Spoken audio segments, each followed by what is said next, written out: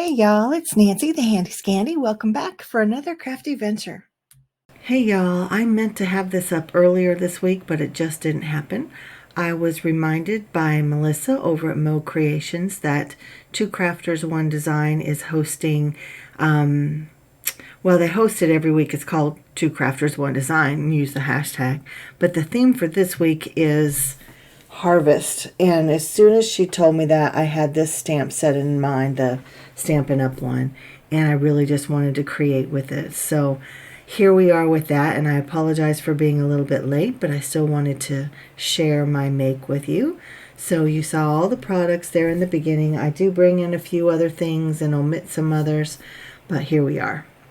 So I have taken that stamp off of the wood block. Now, if you didn't see in the beginning, this stamp set is from 1996 Stampin' Up! It's called, I believe it was called Grand Cornucopia, and I absolutely love it. I'm not one that really, thrives on the more natural or realistic, maybe that's the word, the more realistic stamped images, but I just love this one, and I have had it for many years. I don't know if I bought it new in 96. I may have, I don't even remember, but I remember that I loved it. So back to the project.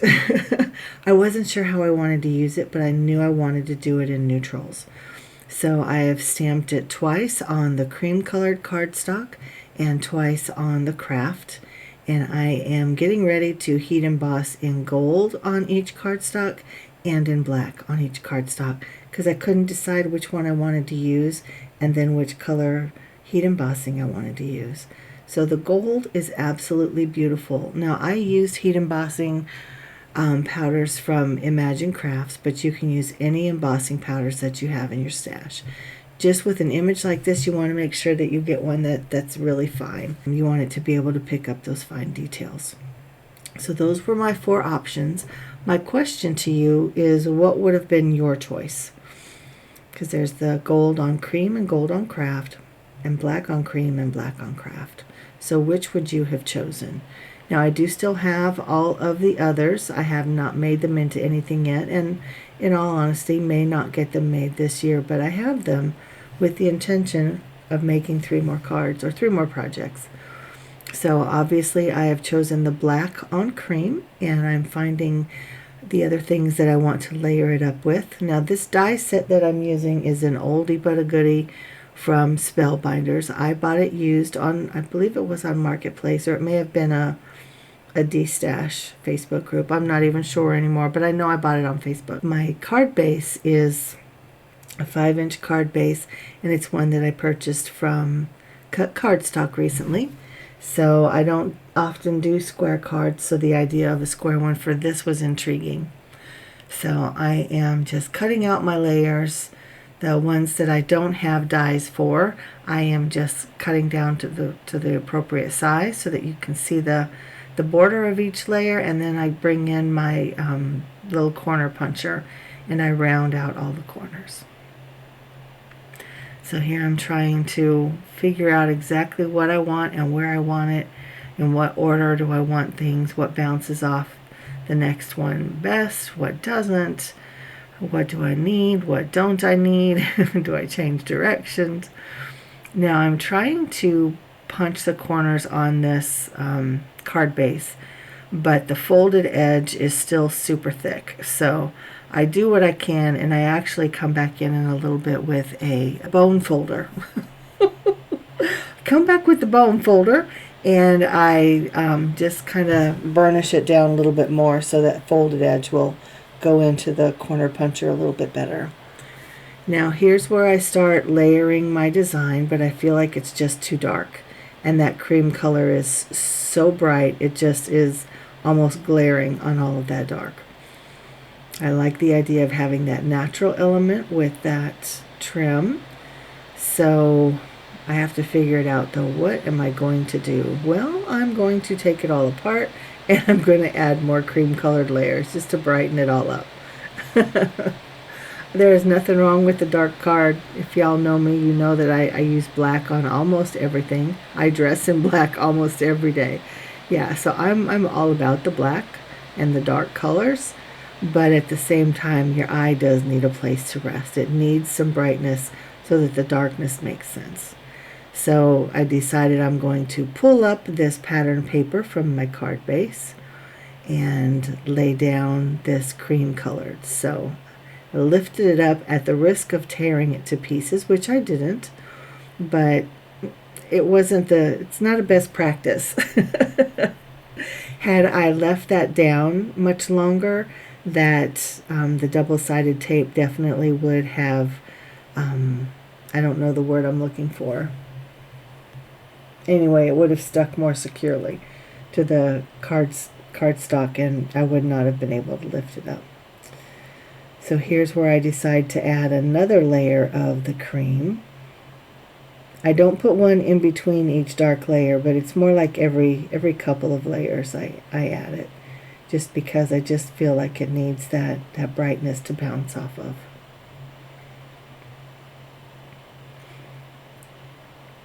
So I just continue my layering using my wet glue. That way I've got the wiggle room if I change my mind, or if I need to scooch anything or pull it up for any reason. So there I've layered up all of my panels, and now I'm going to put the entire panel, now that it's one piece, I'm going to go ahead and adhere it down to the card base. I really like that, but still I feel like it needs that natural element. Now I didn't do any of my grungy stamping. I didn't do, anything. I didn't do anything at all. I just like the image in basically black and white, and the heat embossing gives it that shine and bumps it up a notch.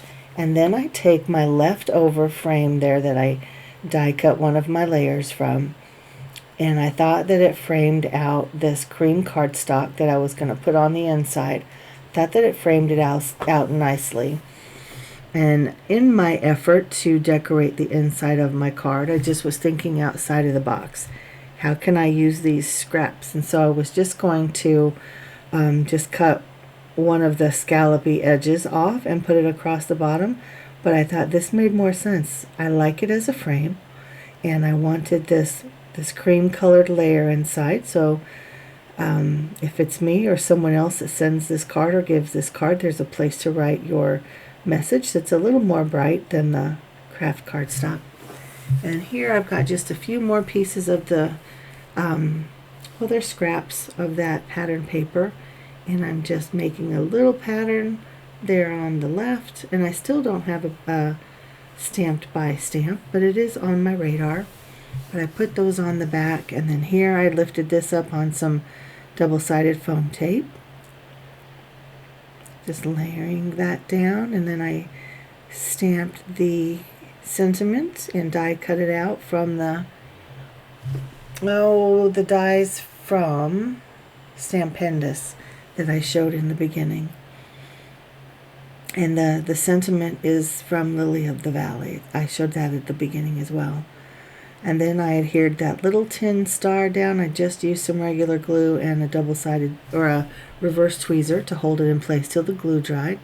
Set up. And now I'm using that liquid pixie dust again. Now that I've found it, I want to use it on everything. I add just a little bit of water to the brush and to the pixie dust. It's already very fluid, so it really didn't need any water. But I wanted some water on my brush just so that it wouldn't all just stick to the brush. So here I'm adding that beautiful sparkly splatter. It's so yummy. Put it on the front, I put it on the inside, and then I also put it on the back. I did make a big splotch there on the left on the bottom. I have to try to dab some of that off. But it dries okay. And then on the back there's some sparkly splatter. So that, my friends, is my final card. You can see all the splatter, all the sparkle, the shine from the heat embossing on the inside. And there, that splotch is still wet, so I apologize for that. But that's my card. So with that, my friends, I want to thank you for spending some time with me while I create this harvest themed card for the hashtag 2crafters1design. The hashtag is hosted each week by Melissa of Mode Creations, Lisa of UCY I'm a Diva, and Gloria of Girlia's Cards. They have a fun theme each week. It changes, so it helps us to stay on our toes and be creative and think outside the box. The theme for next week is anything winter, so I encourage you to participate. I will have all of the hosts linked and listed downstairs. And until next time, mwah, this is Nancy, the Handy Scandy, and I'm out.